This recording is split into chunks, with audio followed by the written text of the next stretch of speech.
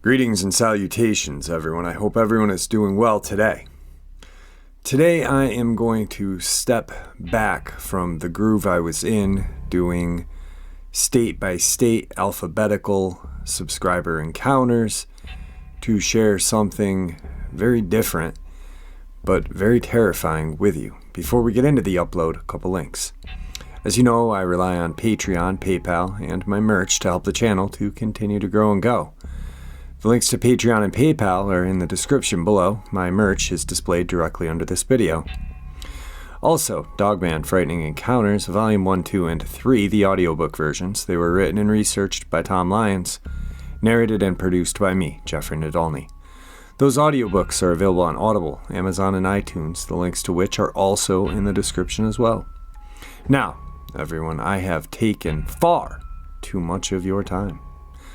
Let's get on with today's upload, shall we? So, as many of you guys know, I am fascinated with feral people, feral humans. And supposedly, these feral humans are responsible for a lot of the missing people throughout the state and national parks. Being from New York, I was kind of shocked when my mom shared with me a tale she had heard when she was younger about a group of feral people that lived just south of where I grew up. And I did some research and I came across this amazing article about these feral people living in the mountainous region of the Hudson River Valley. Now, those of you who are not familiar with the Hudson River Valley, I suggest checking out Linda Zimmerman. She's an author and she wrote an amazing couple of books about the Hudson River Valley. Supposedly, it's like a magnetic kind of groove, I guess. It's a valley, and there's supposedly just this magnetic charge throughout the valley. It does feel weird when you're there. It is a creepy area, I will say that. On top of cryptids, Bigfoot, Dogman sightings, there has been numerous UFO sightings, numerous hauntings throughout the woods and homes in the area. Dark arts, satanic cults in the forests. You name it, the Hudson River Valley's got it, including feral people. So let's get into that real quick. New York's Hudson Valley has long been haunted by headless horsemen and living terrors as well. In the hills between Poughkeepsie and Albany existed a clan of artisan known for their semi-wild existence and for being a real-life connection to the region's supernatural past.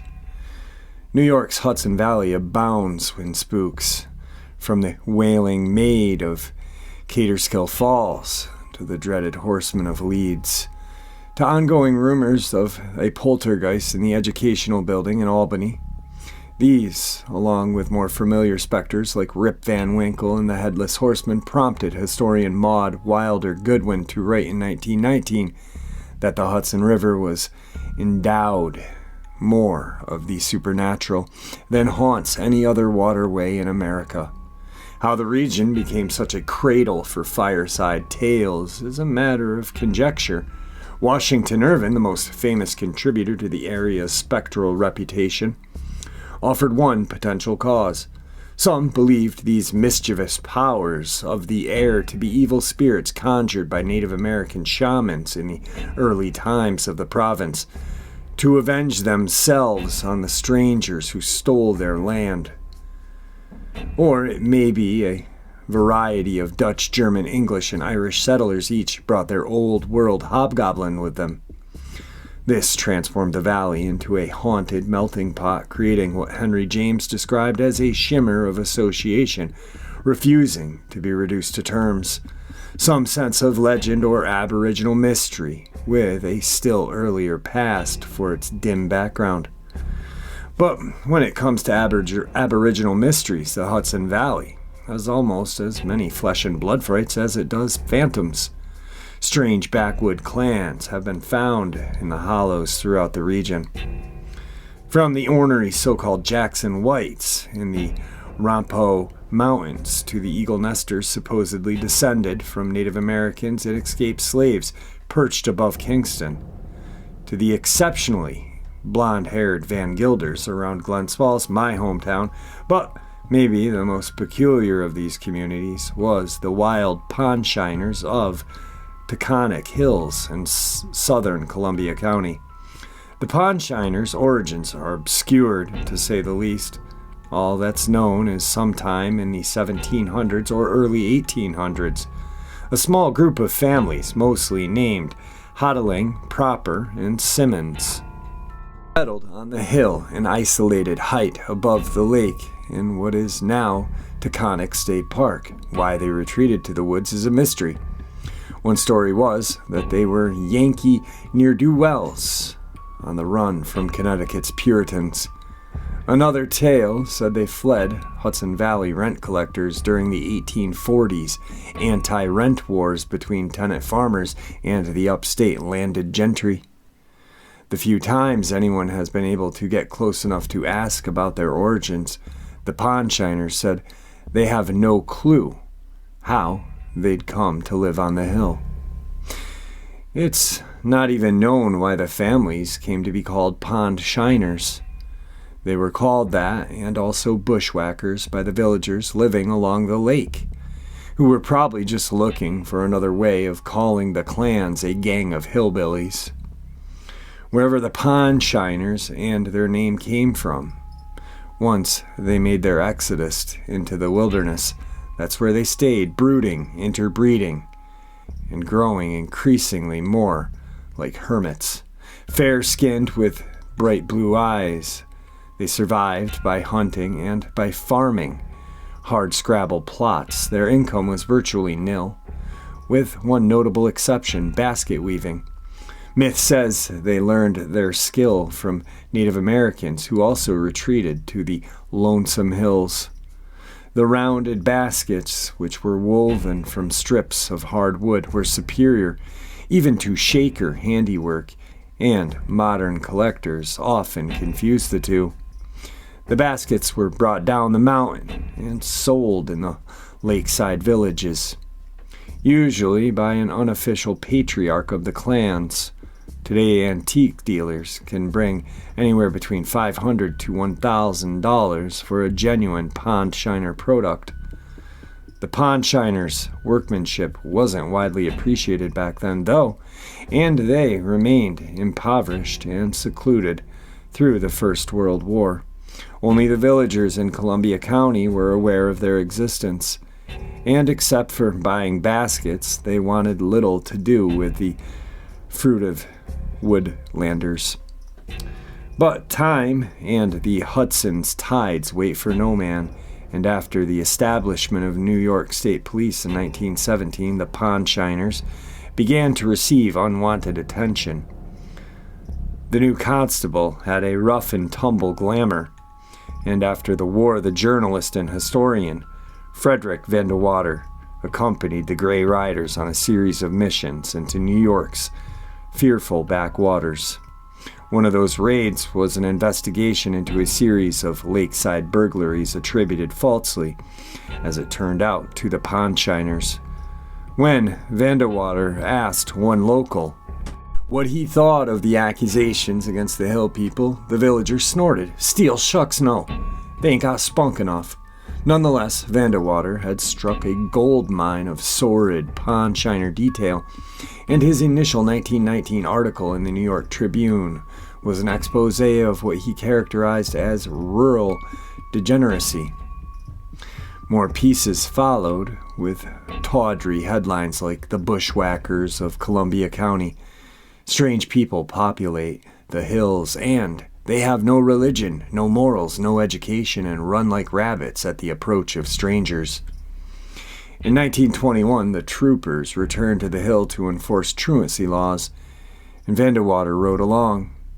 He included descriptions of both visits in his volume The Gray Riders, the story of New York State troopers, which featured a chapter called The Frightened People. The hills were laced with little blind paths running in and out of ravines between boulders twisting and branching endlessly. These were the highways of the frightened people used for mysterious ends of their own. We came out another trail and met the frightened people face to face. Their clothing was ragged and dirty past all identification.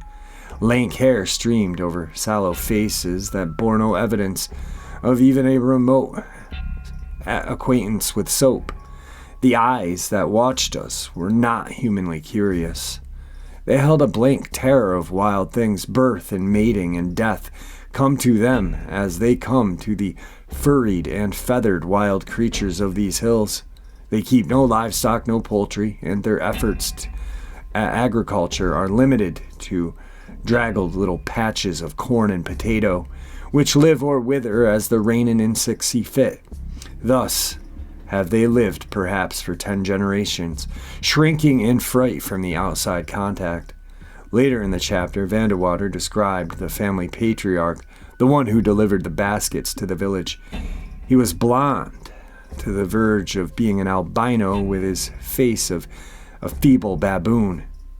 His faded blue eyes peered up beneath sparse brows and, meeting yours, flickered down again. He was stunted and thin. He himself had never seen a railway train. He had no idea who the president was. Admittedly, by the time the community had been reduced to conditions that were miserable even by Pawnshiners standards, as isolated as the hill was, it still wasn't able to protect them from the post-war influenza pandemic. The flu wiped about half of them out a couple years back, the sergeant remarked. They died like flies. They buried their dead sometimes. They took the departed and stacked them up in the shed outside the cabin, just rolled them up in blankets and left them there. There they stayed all through the honeymoon, the full moon in June, and then some. They'd have been there yet if a hunter hadn't passed and found them. After the epidemic, only a few families remained on the hill, but the Gray Riders had little sympathy. After all, they were just animals, said the sergeant at a night supper. They've slipped so far you cannot bring them back. Better if the flu had wiped them all out. Vandewater did admire, however, the extraordinary quality of the Pawnshiners' craft he came across in the village, along with baskets woven so tightly they held water without leaking.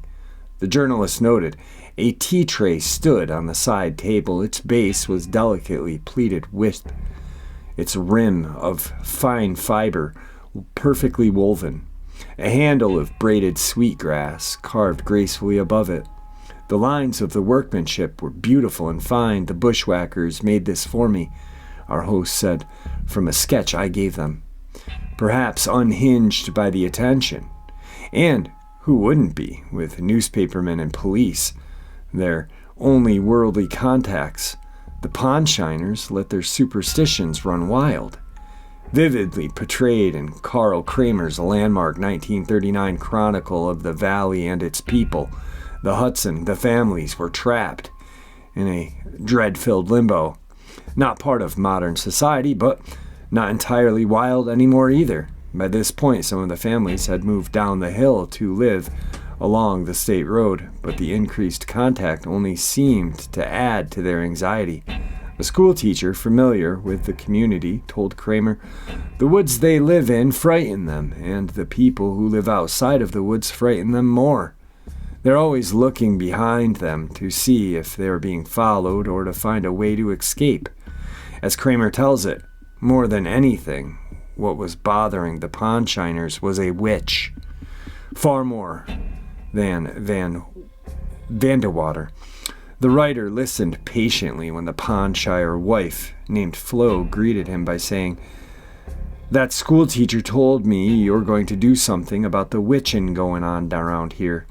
And I'll tell you, it's about time.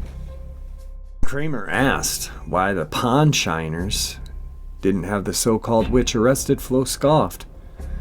"'Twould do no good. You have to kill a witch to get rid of her, and none of those state troopers has got anything but lead bullets. It takes silver bullets to kill a witch." Flo went on to describe the witch's terrifying attacks. According to her, the old woman transformed herself into 6 cats, which assaulted Flo's cabin, hurling objects around the room, blowing lamps out, and flinging manure across the food on their dinner plates. When Flo told them to stop, the cats said they were going to witch her to death, then went down into the cellar in bold balls of fire. Nearly every other Pawnshiners told Kramer similar tales about the old woman. Many of them said it was high time someone stopped the witch in her tracks, which, according to Flo, were like when you draw a star. Witches make star tracks. The sorceress' powers went beyond cats, the Pawnshiners believed. One man claimed he saw a man without no head. It was a beautiful sight, and had on beautiful pants and shirt all white. With the sound of flapping wings, the apparition then flew away into the blinding light. "It went off and left us," he said, "and we been worried ever since whether it was an angel or a witch." "You can't be too careful around here," the Pawnshiners warned Kramer. Eventually, Kramer went into the woods and interviewed the accused witch, living alone in a cabin in the scrubland. The old woman initially said the accusations was just a lot of nonsense, that Flo and her friends blamed her for every household mishap. But then she went on, saying those Pawnshiners by the road were a bunch of hard drinkers and card players, and that she had heard, just heard, mind you, that those self-same drinkers were recently attacked during one of their card games. All of a sudden, all them kings and queens and jacks came alive and treated 'em all to a shameful and such carrying-ons you never did see. They better watch out if they know what's good for them, the old witch concluded. Sadly, the folklorists, such wild happenings eventually disappeared, along with the distinct Pawnshiners community, forced into society by schooling. The clans slowly integrated. The art of basket making disappeared also, at least partially because the younger generations were so upset at being called Pawnshiners that they no longer wanted to be associated with the craft. The last true Pawnshiners artisan was Elizabeth Proper, who sold baskets to Columbia County shopkeepers well into the 1980s. Lizzie Proper also carried on the tradition of Pawnshiners obscurity, refusing to let anyone observe her weaving the methods. One store owner who knew her and laughed. If she liked you, she liked you. If she didn't, you didn't get any baskets. Hardly more phantasmal now than when they were alive and hidden on the hill. The frightened people are yet another legend to add to the Hudson Valley's macabre list. Should you decide to hike into the Taconic State Park, watch out, whether dealing with the living or the dead, the bewitched or the witching. You can't be too careful around these parts, as local warned the Grey Riders when they went searching for the Pawnshiners. They'll hear you on the trail, but you'll never hear them. They'll see you too, but you'll not know it. So I wanted to include this because of my fascination with feral people, and I know a lot of you are as well. But local legends are amazing. You know, I mean, it's crazy that these people lived in the mountains for hundreds of years. I mean, even if they didn't start existing in the mountains till the 1800s, the last known Lizzie Proper was selling baskets in the 80s. I mean, that's insane. I would honestly love to find out if any of these people are, any of the descendants are still alive, and if they've heard any like cryptid details of the woods. I mean, yeah, one of my dreams, I guess, is to, go down south and interview a lot of the southern people, sitting on their front porch drinking some sweet tea with them, doing an interview. But I would love to interview an Amish person and ask them what they know of cryptids. I bet they have some pretty wild stories.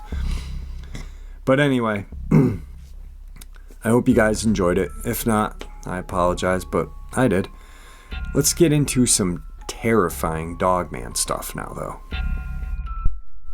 Today's second part of the upload. This incident was the most terrifying experience of my life. This happened in the fall of 1982 in Baxter State Park, Maine. I lived in Manchester, New Hampshire at the time and desperately wanted to get one last camping trip in before the weather changed and the region would become buried in snow and tourists from out of state for ski season.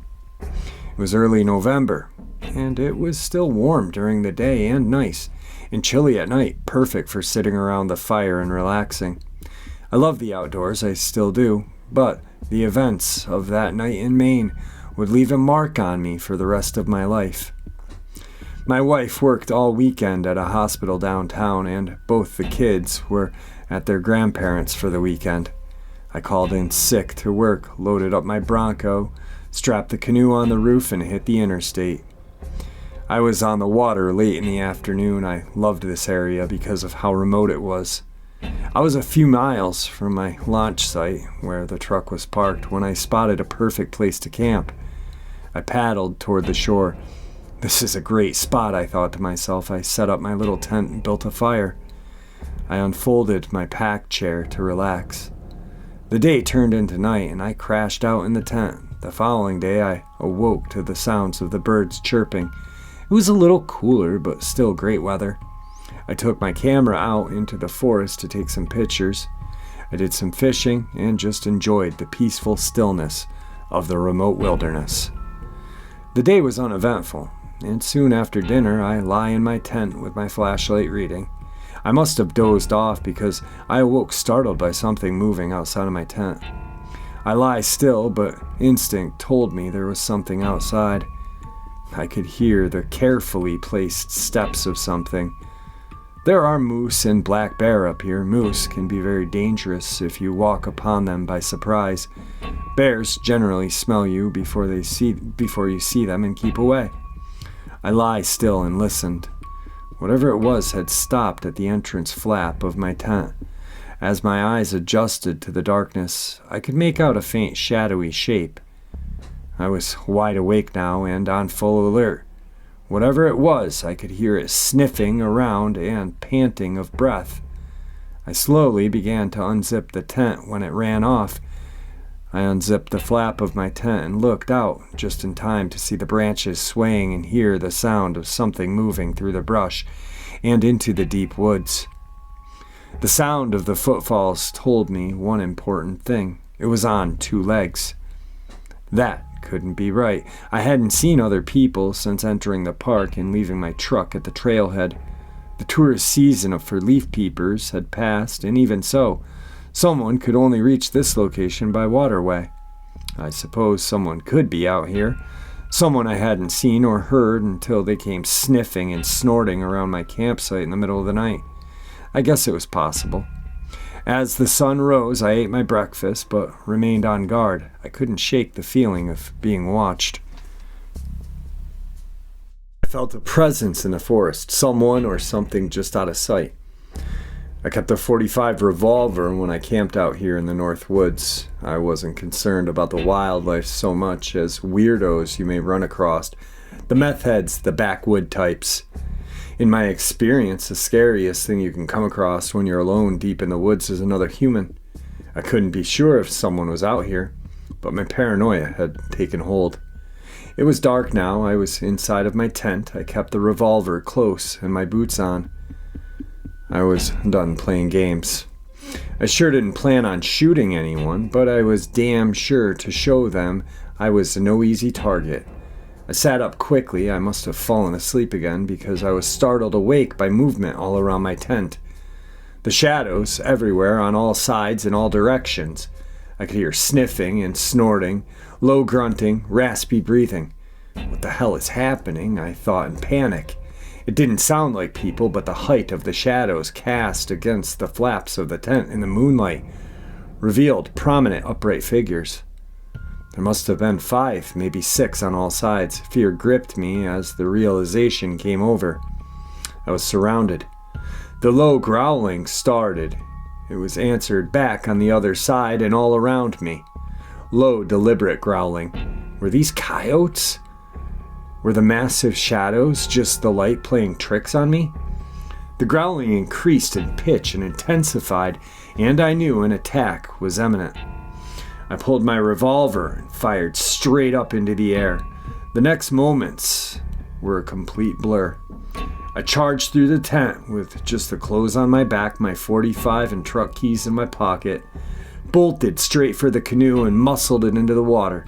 I jumped in and began paddling. I never looked back until I got far enough away from the shore. I should have never looked back. They were standing completely still on the riverbank, their bodies crouched down with heads low, eyes reflecting in the moonlight, so I think. They looked like giant coyotes or maybe even wolves, 6 in total. I was transfixed by what I was seeing. I had never seen a wolf this large, or coyote, whatever it was. It was massive. As I sat in the safety of my canoe studying these creatures, they did something that I will never forget. They began to stand up on their hind legs. Each one would slowly raise to 2 legs. I couldn't believe what I was seeing. They stood like a man. These things, these creatures that had almost ambushed me as their prey. I turned and furiously paddled as the howling rang out behind me. Okay, really quick, I know some people are going to be thinking, oh my god, it could have been the same Dogman group that attacked that family in Lisbon, Maine. It could be, but only if they traveled 150 miles north. So I'm thinking it was a different set, probably one that pack that lives in Baxter permanently, because it's huge and there's tons of wildlife out there. I mean, Maine is pretty big if you've ever been there. I mean, it's not just all water, it's really deep. It's crazy. It's a cool state. I've had a lot of fun there. Very paranormal state, actually, too, on the East Coast.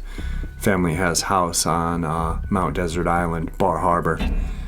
And Somme Sound is there. Somme Sound is notorious for a witch that used to lure unsuspecting sailors in to crash along the rocky coast. But that's another subject for another day. Moving on. Third encounter. Myself, my brother, and my mom saw something during my brother's baseball game, which was on a field right next to the Pine Barrens in Suffolk County, Long Island, New York. If we faced the field, the Pine Barrens were directly behind us. It was around 7 p.m., dark out, so it was somewhat covered by trees. But I could make out the silhouette of what looked like a human that was hunched over and trying to remain low profile, but with a wolf's head and fur. It was hunched in a way that you could tell it was bipedal. It was about 4 feet tall while hunched over. It had glowing red eyes, which was the only reason that I was able to notice it. It stood about 100 feet away and stayed there for maybe 15 minutes, watching, occasionally moving slightly to the side or to the other, like it was scouting us. I told my mother, but she just told me and my brother that it was probably the car's brake lights, and that our mind was overreacting, and we were both young back then, so we accepted that answer. When I got older, I brought it back up to my mom about what I saw, and she said she saw it as well.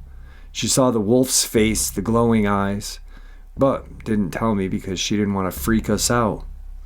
I should also mention that there are no roads that led to the wooded area where I saw the creature, so it was physically impossible for a car or anything to get through the hundreds of feet of dense pine barren forest. But again, I was young and took my mother's word. Today's final encounter. I was deer hunting on a cold December evening back in 2005 in California. I had walked to my tree stand maybe 3 p.m. My stand was about a quarter of a mile from the road, which isn't too far. I climbed up, got settled in for a few hours to see if I could get my first buck of the year. I hadn't seen much action, and it was getting to those last few minutes that I like to call the best time. I noticed the woods went silent, which I knew meant there was possibly a large predator in the area. I just didn't know what kind of animal it was. So off to my right side, probably 100 feet or so, I heard something heavy walking toward me. I was thinking, oh, maybe it's a big buck. What I saw next gave me nightmares for months. The only way I can describe it is it looked like something off a werewolf movie. I didn't know what to do. I was in shock. I couldn't move. This creature, or whatever you want to call it, came within 30 yards of me walking on its hind legs. Now I had a .308 Magnum rifle with me. But, honestly, I was afraid to move. After it went by me and over the hill, I drew a sigh of relief, like thank God it's gone, or at least I hoped it was. After it went by, though, I thought to myself, what the hell was that? Now it's probably 15 to 20 minutes of light left. I didn't know whether to get down or wait. A couple minutes later, I heard more branches, something coming from the same place the first one had come. I saw 3 more of these creatures following that same path. Now, these 3 were walking on 4 legs, but these things were huge. To me, they looked gigantic. If I had to guess, I would say they were 1 foot taller than a deer would have been. Guessing, they probably weighed 200 to 250 pounds. That's how large they were. I sat there so still, so quiet that I don't even believe I breathed. I texted my buddy who was about 300 yards away what I had seen. I don't know if he believed me or not, but I have never went back to that spot hunting again. Alright guys, I hope you enjoyed today's upload as much as I enjoyed sharing it with you. I want to thank everybody for always tuning in. Thank you for all your support. It truly means the world to me. With that, I want to please encourage everyone to be kind to each other. And may the Great Spirit watch over all of us and guide us through this path we call life. Until tomorrow, my friends.